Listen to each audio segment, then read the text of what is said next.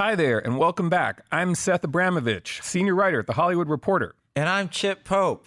Or is it my doppelganger from Us?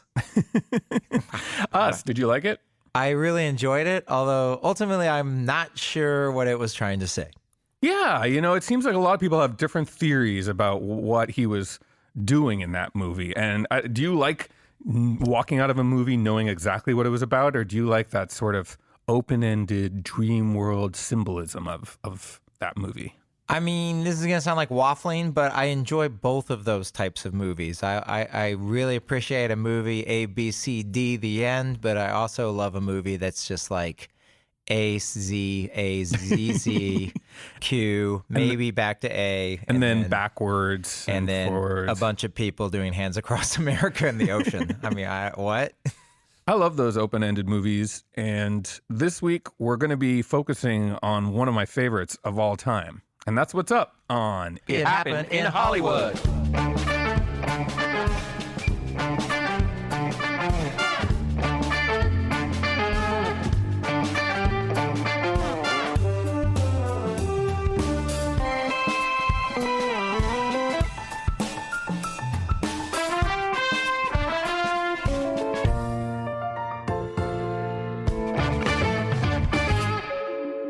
So, Chip, one of the things I love about this podcast is that we get to revisit some of our favorite movies and TV shows of all time. And sometimes a movie just hits you at exactly the right time in your life, right place, and it just sticks with you forever. And that's what this movie did, Mulholland Drive. Ooh. It came out in the fall of 2001. I had moved to LA in June 2001, and I was having the worst go of it. I lost my job. I couldn't find more work. I was meeting the weirdest, creepiest people, and it was all in the glare of this burning sunlight. And I just thought, wow, this place is kind of evil.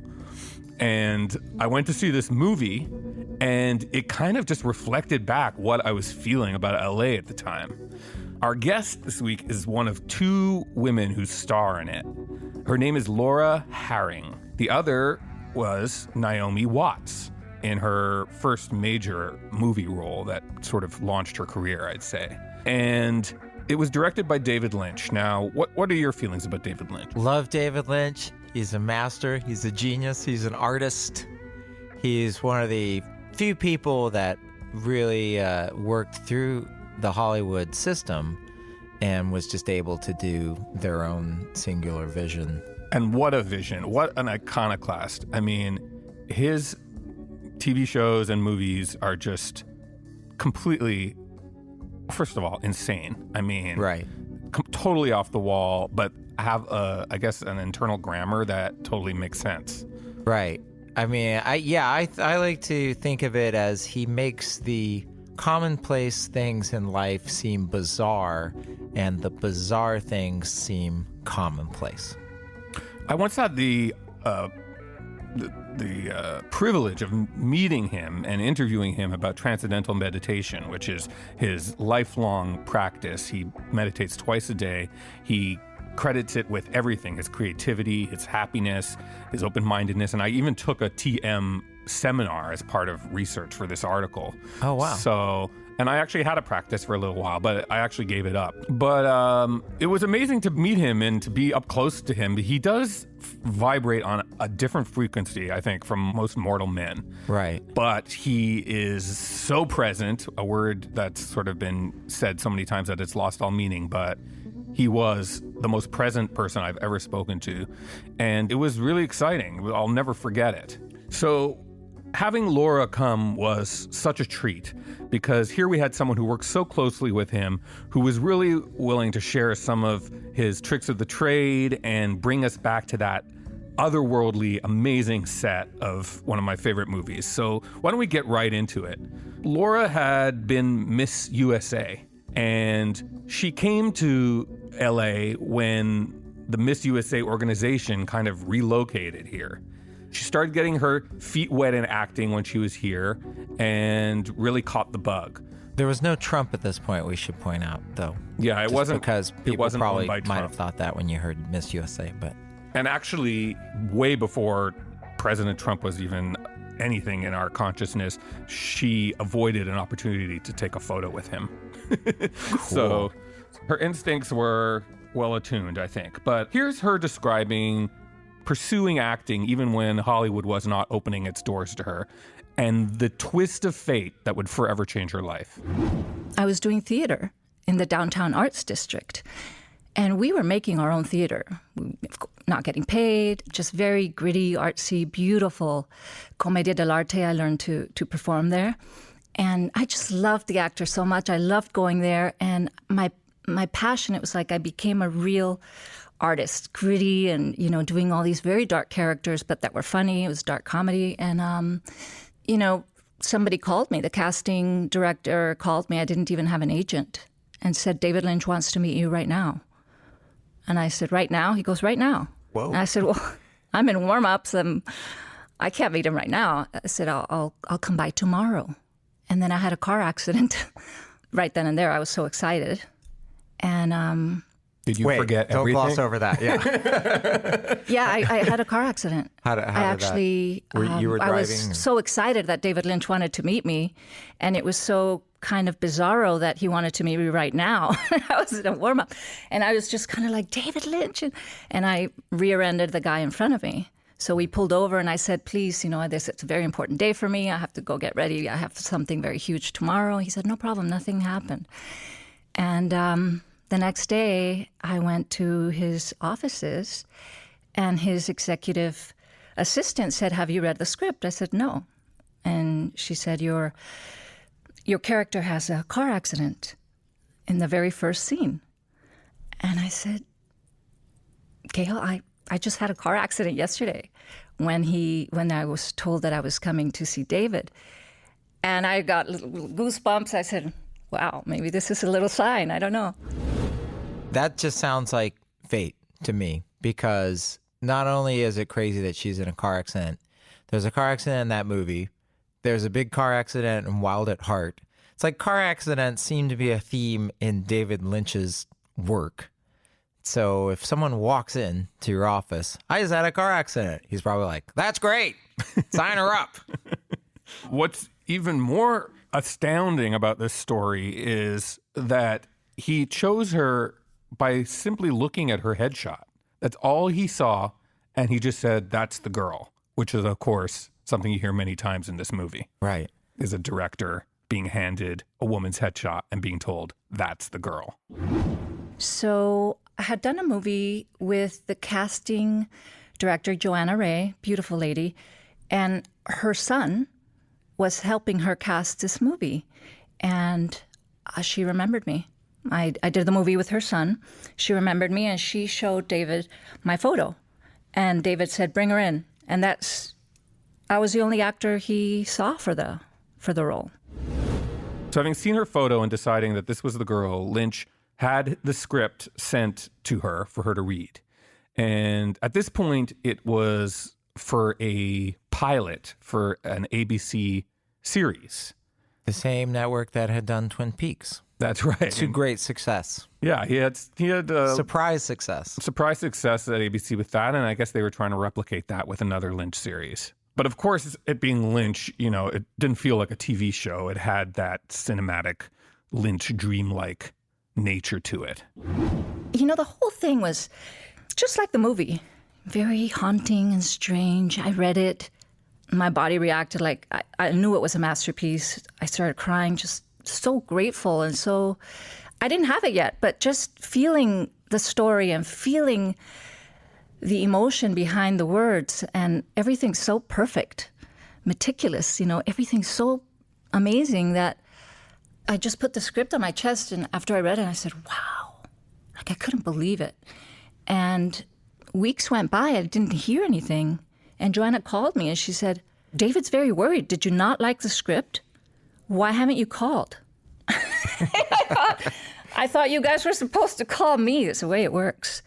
And I just thought that was kind of funny and cute. And don't call us, we'll call you. Yeah. But Lynch is, please call me. Call me if you like it. And I'm like, wow. I will call you. How wonderful is that? Can I just say how meta this is? Yeah. Why don't we explain the plot? Because it is very meta what's going on. It's hard to just explain the plot, but could I just say one of the main elements of this movie is people coming to town to make their dreams come true. And this is what's happening to Laura Harring, how she has just been plucked out of obscurity with a picture to be in this TV pilot. And she's reading it. And basically what she's reading is her own story. It's very bizarre. Now, keep in mind, he has yet to hear her say a stitch of dialogue. All he's seen is the picture. She has a hard time believing this is really happening, but she goes in for her meeting with him, and she thinks she's going to be reading a scene. But that's not how Lynch auditions his actresses. When I went into the room, Joanna Ray said, be very simple. Dress very classically and very simple. So I wore a white shirt, black pants, and a black kind of long jacket. And she said, don't wear any makeup. So I went clean-faced, and she came into the room with me. He had his chair, like way back. And all he said was, good. Good. Good. Good. Were you saying lines, or he was just looking at you? No, he was just looking at me. In his mind, the way that he functions, that's how I heard that he works, is he's either seeing you in the movie or he's not. It's very definite. And so I think in his mind, he was seeing me in the movie, and we just started talking, and he played me the beautiful piece by Angelo at the beginning of the movie.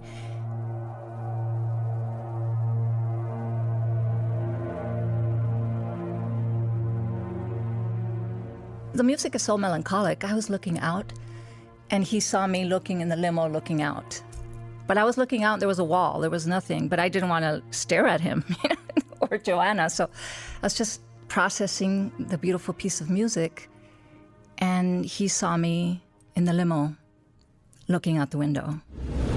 So he plays her the music from Angelo Badalamenti, who is the guy who scores the David Lynch movies.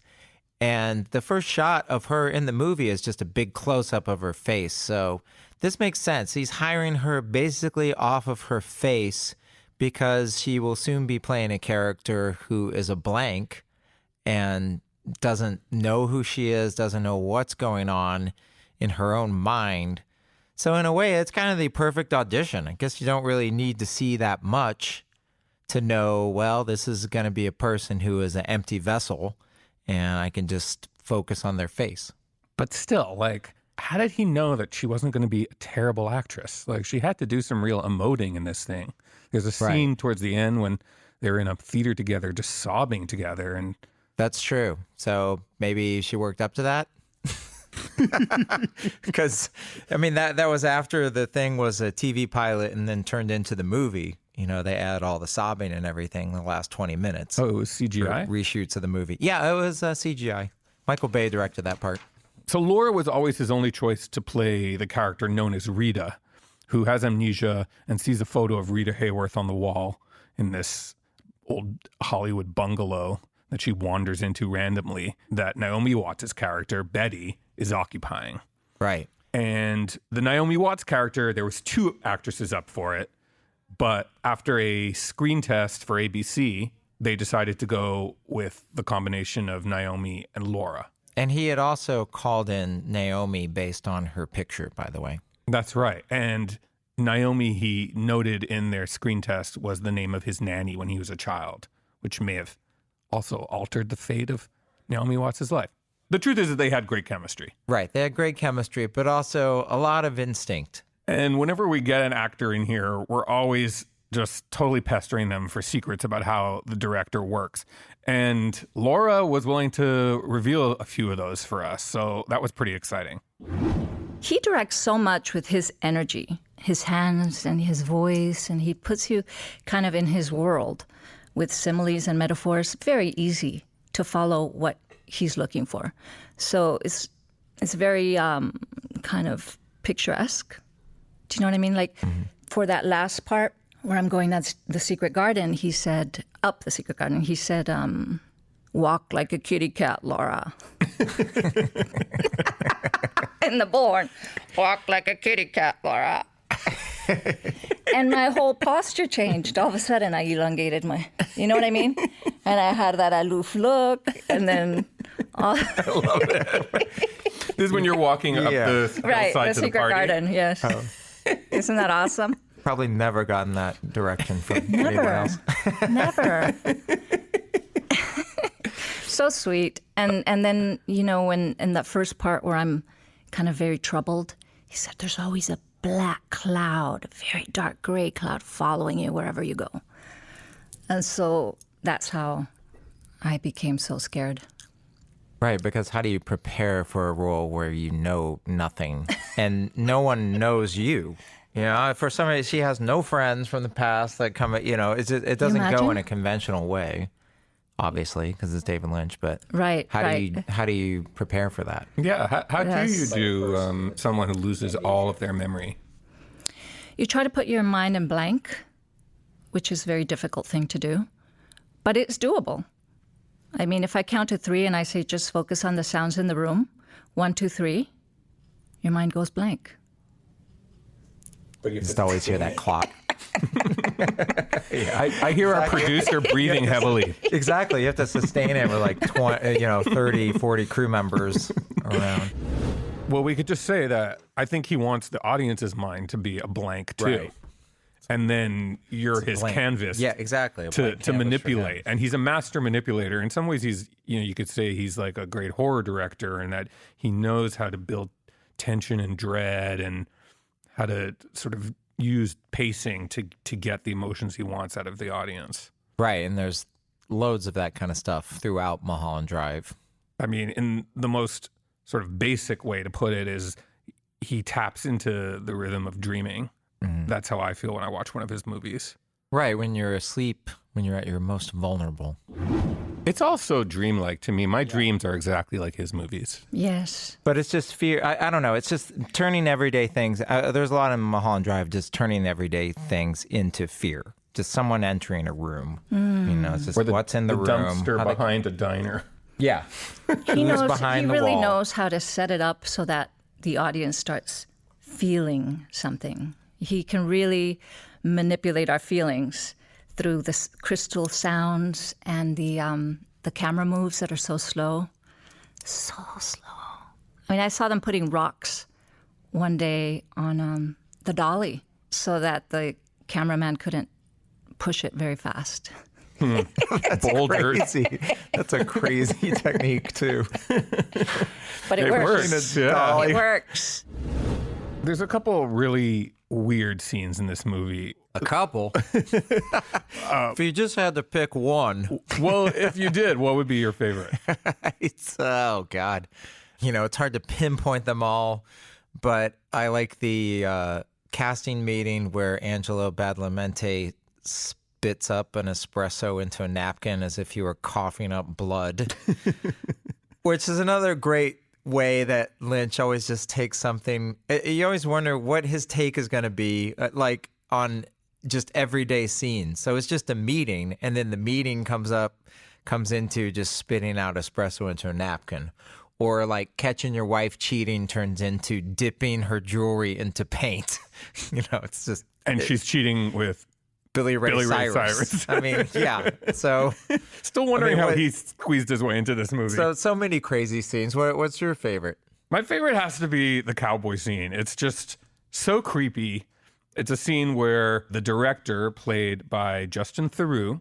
Justin Theroux, you mean? Theroux. O-U-X. Oh, yeah. Theroux. We had a whole conversation about this that we'll get to later. Theroux versus Thoreau. But in America, Canadian boy, we say Thoreau. Well, I'm from Quebec, where we say Theroux. But anyway, this sequence is amazing. And he goes up and meets this cowboy under a flickering light, and this zombie-like guy comes out and kind of just in a very steady voice gives him instructions about casting this woman that he doesn't want to cast. And he kind of like makes a veiled threat on his life if he doesn't. And the whole thing really creeped me out the first time I saw it, and still did again when I did the rewatch recently. Yeah, why just do a common kind of scene of exposition where you could make a guy go up to the top of the road to talk to a cowboy about who's going to be in the movie? But why would a cowboy have any say over who's in the movie anyway? Exactly. Exactly. The cowboy is awesome. You know, he was a producer, right? Well, I looked him up last night, and he only has producing credits. He was a producer at a very popular production company at the time. Do you remember which one it was? No, but it overlapped with some of David's projects, I think. I recognized a few names, but he had no other acting credits. No, they had poster boards for him to read the lines. Oh, my gosh. He was a producer that, you know, David thought was perfect for the role, and I think he killed it. Yeah. Was he not awesome? He did. Yeah. I remember him scaring me the first time I saw it. There was just something so surreal about his delivery. It's so stone-faced. stone-faced. Was he like that in person? Well, I didn't get to talk to him so much. I wasn't in that scene, but I do remember that David was so happy. You know what I mean? Right. So happy. Did he ever explain to you what the cowboy is supposed to represent? You know, David didn't explain anything to us. He basically said, I want everyone to interpret however they want. So I saw the movie 6 times when we were promoting it and everything, and I always thought it was about something different. And that's what I think is really cool about the movie. It's like reading a book. Your mind makes up and fills in the blanks and imagines it. So what I imagine is different than what you imagine and what you imagine. And I think movies don't have that too often. They're so pat. They tell you everything's over-explain. And this one doesn't. So Monty Montgomery, who is also in Wild at Heart, plays the cowboy. Yeah, and he produced movies like Wild at Heart and Mulholland Drive. Oh, well, there you go. Wait, What a he was the coincidence. producer. Yeah, how'd he get cast? David Lynch looked at his picture and said, I want him to produce my movie. It's all David Lynch does. He sits in rooms all day and looks at pictures. So, Seth, what does the cowboy mean to you then? You know, if everything is open-ended and no one tells you what you're supposed to think. Well, the answer lies in what the cowboy says. If you remember, he says, You were recasting the lead actress anyway. Auditioned many girls for the part. When you see the girl that was shown to you earlier today, you will say, this is the girl. The rest of the cast can stay. That's up to you. But that lead girl is not up to you. Now you will see me one more time if you do good. You'll see me 2 more times if you do bad. he does what he asks, sees him again once.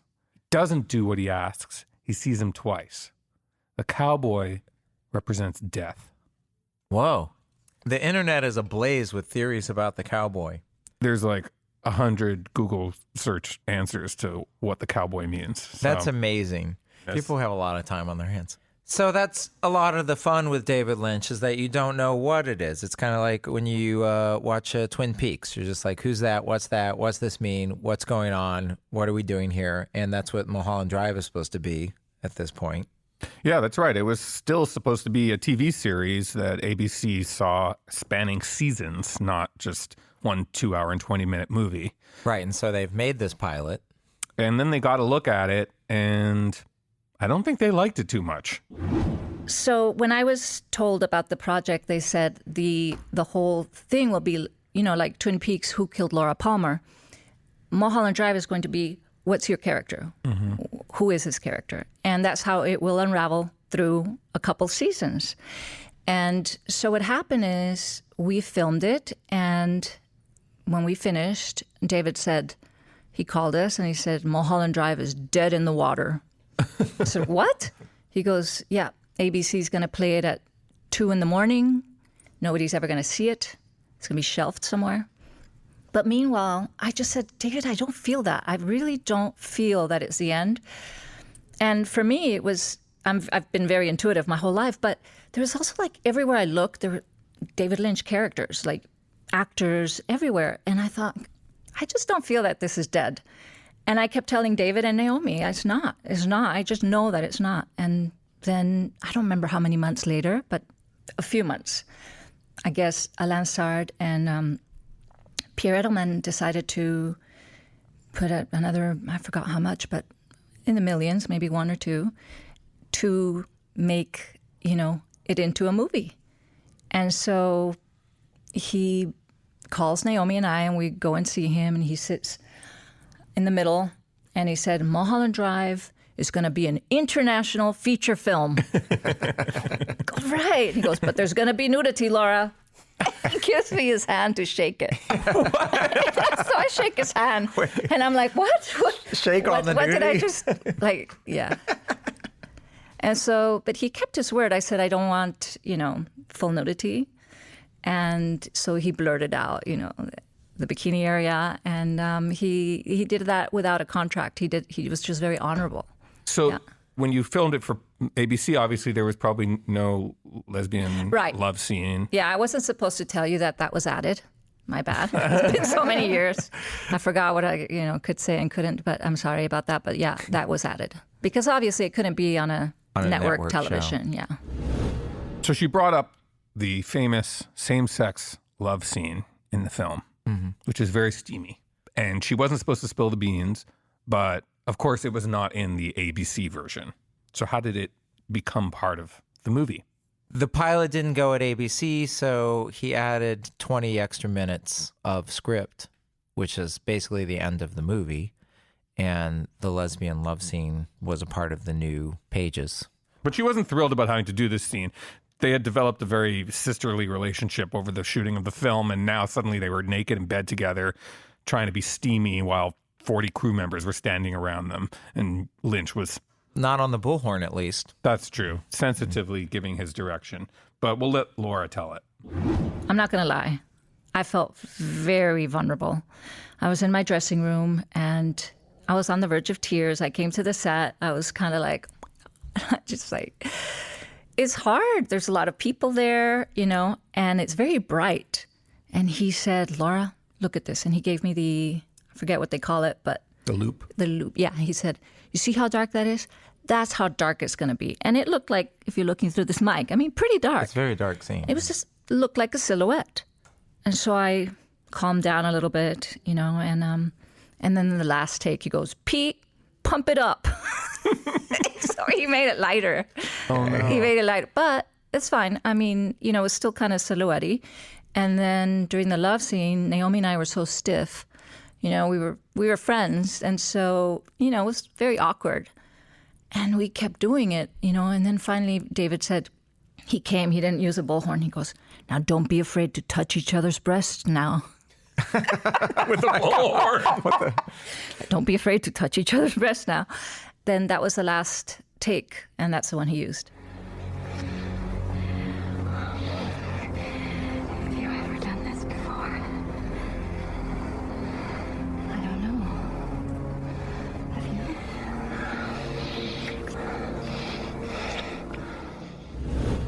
So it's really remarkable for her as a novice actor to get all of these emotions out in these scenes that she has to play. Yeah, this is her first role, and she's being exposed literally and emotionally. And another one of the scenes where she's very vulnerable and also physically linked to Naomi Watts' character was in the Silencio scene when they go to that weird nightclub in the middle of the night. Right, because Laura's character wakes up in the middle of the night after the love scene and starts saying bits of dialogue that you hear in a little bit down at Club Silencio. And then she says, we have to go. Yeah. And then she says, right now? And the next thing you know, they're in a car and they're going to this club. And I love that Naomi Watts' character is questioning something in this movie. Just the fact that anyone would question anything that's going on in this movie. Wait, what? Like, that's the craziest thing in the movie? We've got to go to a nightclub right now? And like the cowboy scene, I think there's a lot of interpretations out there as what Silencio means. So we pinned Laura and wanted to get her interpretation on what that nightclub scene is. And she had a really interesting take on it. Silencio, to me, again, silencing the mind. That's what I think. I think because it's like a lot of the Zen Buddhism, they say, the art of archery, for example, you see without seeing, you hear without hearing. Well, it sounds strange, but that's, to me, saying to use our inner faculties, our intuition, and to let something greater than us, that intelligence, work through us to create perfection. Because the universe is perfect.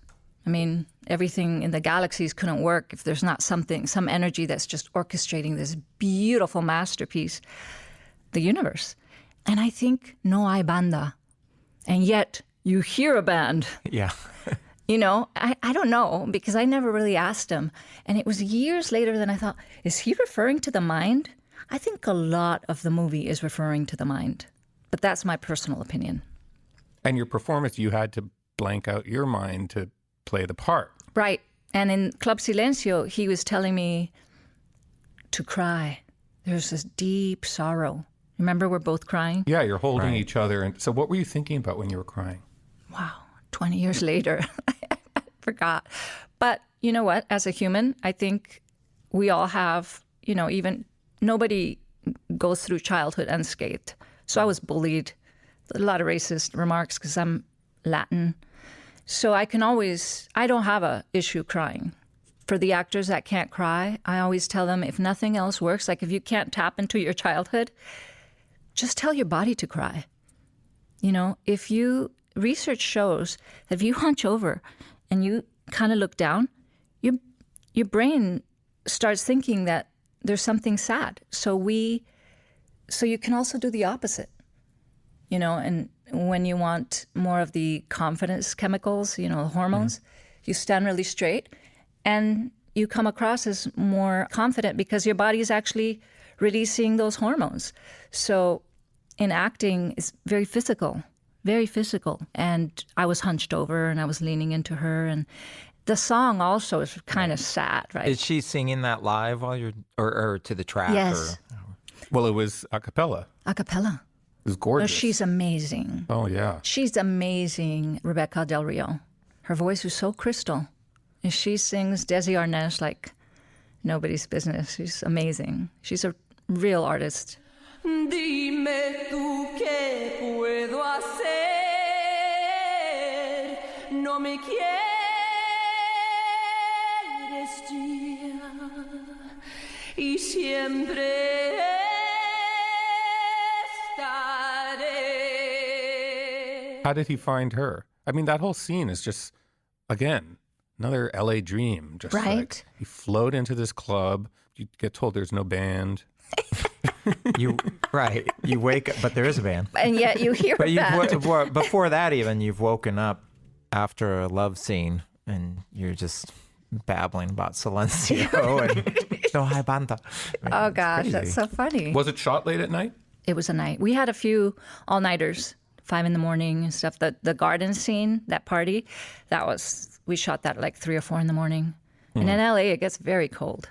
Oh yeah. And when we shot the car accident, I remember it was 3 or 4 a.m. It was like 50 degrees or 45. It was very, very cold. David had a full ski suit on, full jumpsuit, a onesie. And then, they didn't want to put that dirt on me. They said, well, just roll on the floor, It was freezing. And I was just woken up because I was sleeping in the dresser. And David goes, see? I'll do it. And he goes and he rolls on the ground to get himself dirty. And I'm like, yeah, you have a jumpsuit on. So I rolled on the floor and it helped. It made me feel really wrecked up. Did you shoot that early in the production or? Yes. In the first week, if I remember correctly. Yeah. The shooting schedule was perfect for me because I shot Monday through Thursday and I had Fridays off because I would get a B-12 shot because I was shot in the head when I was 12 years old. What? With a 45, yeah. What? Mm-hmm. Right, and a drive-by. And a drive-by. That's crazy. In Texas. Yeah. This big, a bullet this huge Insane. grazed me here. But it didn't go into your brain. Oh, so But the head's very scandalous. Right. It was like a fountain. I could hear it in my head, like blah, blah, blah, blah. And oh, my God. mother was pressing a sweater down, and it was, yeah. Like a gang member or something? It was some sort of drug deal.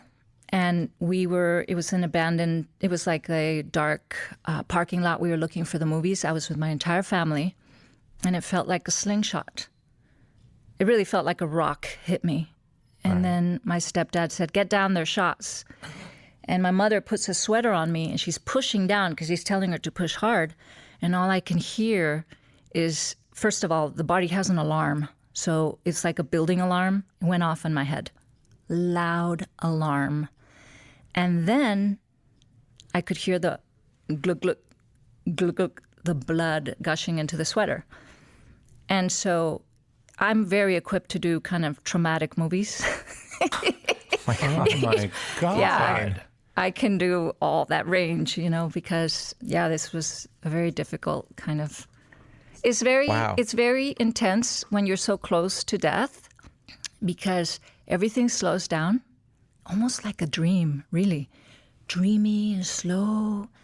And then all you hear is your thinking really loud. All the other sounds are in the background. And I remember thinking, I haven't done anything with my life yet. At 12 years old, I was in disbelief that this was it.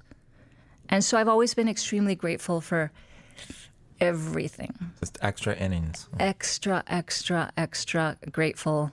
So I always remember that when I'm focusing on the wrong thing. You just need to refocus the mind and remember that it's all a gift. Whoa. Every breath.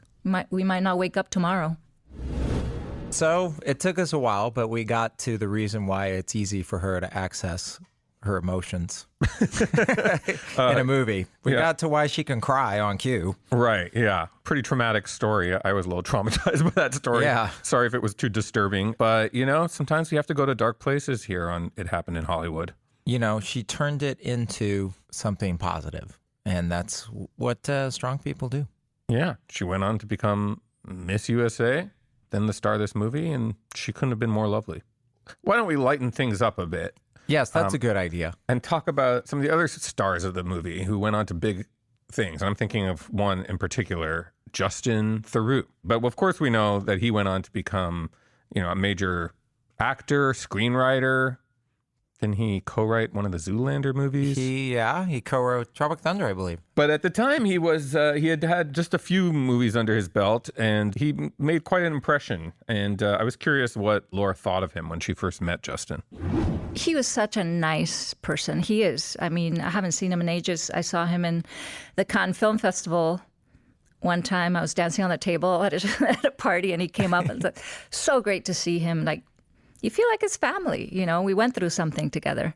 But quiet, very intellectual, such an artist, and just a really solid guy. Was he riding back then? Did he seem just like the cool dude on a motorcycle or whatever that he is now? Or was he... He didn't seem like the bad boy that he kind of appears to be now. He just was real intellectual artist, quiet, mysterious. Really a pleasure to work with. Real sweet, real grounded and solid. And I love working with people like that. Did Lynch see him as maybe a protege or something like that? I have the suspicion that, his hair was kind of similar and whatever, that maybe, David never told me this, but I just kind of feel like he was commenting on his own casting process and, the big agency, CAA, they control 75% of the movies. So that maybe they were, I heard that they kind of pushed their people that they represent, and rightly so, they represent them. So they're very powerful, and that they, that maybe the industry tries to tell the artist who to put in their movies.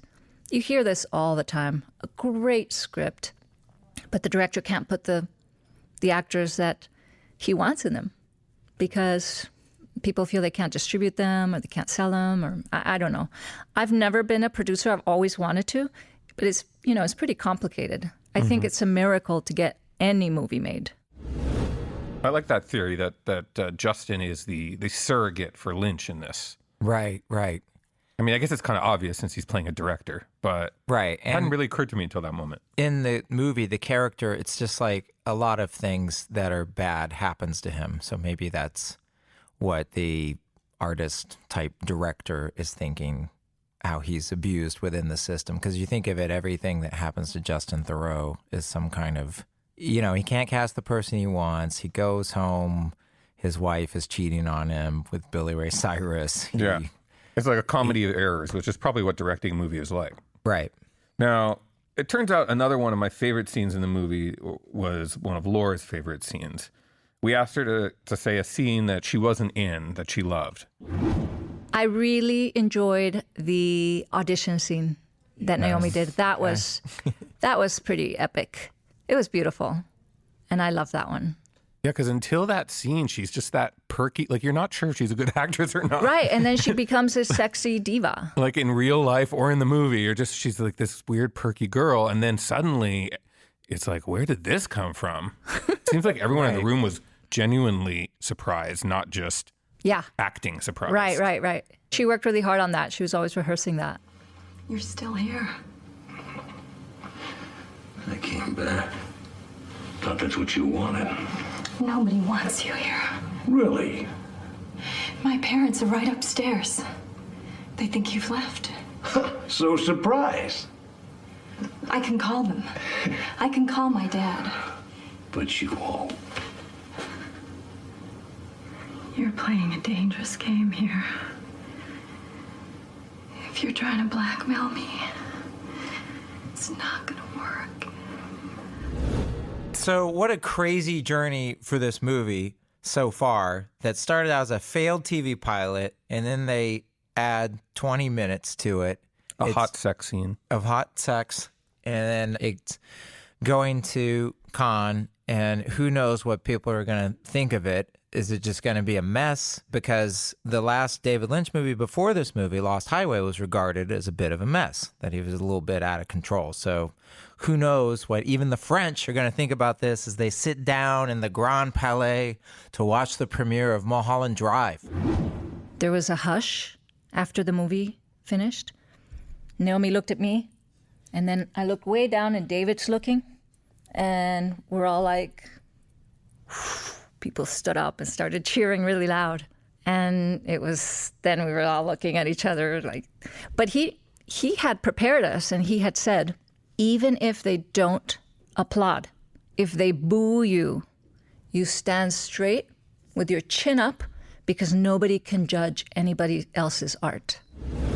So after that moment, none of their lives were ever going to be the same. You know, Lynch was back on top as one of the biggest auteurs in the world. And both of the actresses were obviously, you know, very glamorous and now major stars on the international stage. But Laura was getting more attention than Naomi was. She had always taken a sisterly role, a big sisterly role to Naomi. But it was interesting to hear her describe sort of how the spotlight works at a big event like that and what she advised Naomi. And, well, let's hear her tell it. I remember that when we were on the stage, it was Naomi, David, Justin, and I. And the press, when we started, were calling out for David. But at that press call, they were calling out my name. And so I was turning, and there was so many photographers, and I was turning, and I had something sexy. I'd worked out for 2-3 weeks. You know, I was feeling really good. And when we left the stage for the photo call, the press started clapping and yelling my name. And the president said they would like you back on the stage. And I was like, wow. And so I came back, and I'm a dancer, and I've performed theater before. So I was Miss USA. I had a lot of confidence. And so I just, did something very movie star-ish and did a twirl, sent them a kiss, and left. And there was a roar of explosion of, and then in the Nice Matin, they said that there hadn't been that kind of reaction since Marilyn Monroe appeared at the festival. And I just got so much love that the president was saying, where have you been all these years, and stuff like that. And so when we sat to dinner one of the nights, I noticed that, I always brought her into the photos and with Naomi. And I said, Naomi, because I understand how life works. I said, Naomi, the sun will shine on your shoulders. The tables always turn. And I hugged her and I kissed her. And came back here, and the tables turned. Right. So by that, she means, Naomi went on to this huge movie career, and she's realistic and says, she's continued to be an actress, and she's been on TV and had work, but, she knows that their stars moved in different directions. And I think, the way she explained it was she felt comfortable the way things were. She was very at peace with everything. Yeah. Which is inspirational because, no one in that movie really is.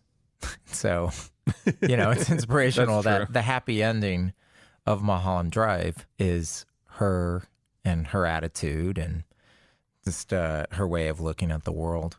Not that she didn't have a little fun.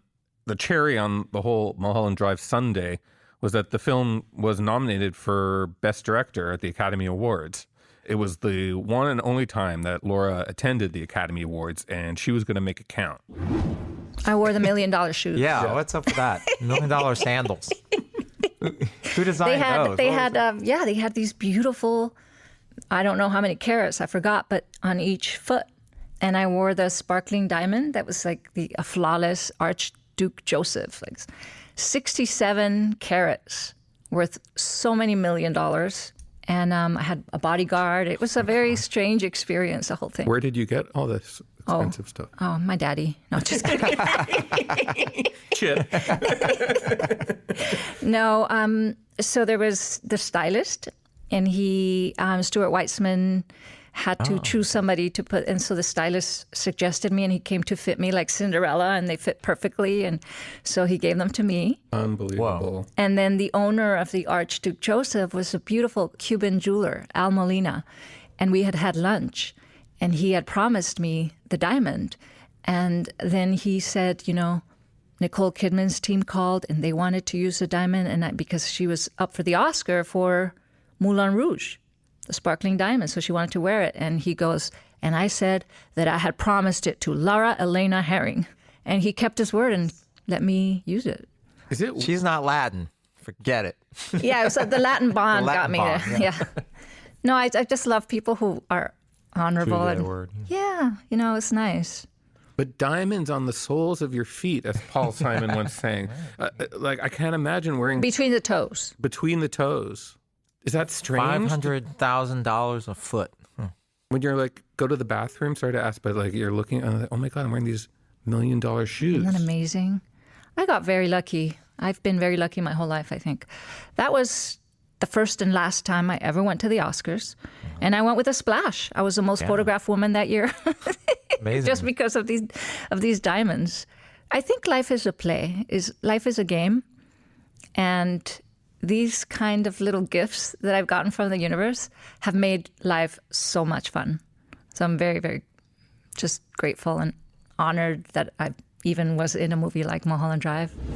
So that's pretty crazy because this diamond, I was looking up about this diamond, it's even more carats than she thought it was. It's 78 carats. And then in 2012, it sold for $22 million. Wow. But she didn't get to keep it, right? That was just a loan. No, I don't know. But she did say that the shoes she was given a copy, a worthless copy of them, but they look like the originals. So she likes having those as a memento of that night. Right. And again, what is real? What is a dream? What is fake? What is a notification on your phone? Who knows? Well, here we are at the end of another amazing journey.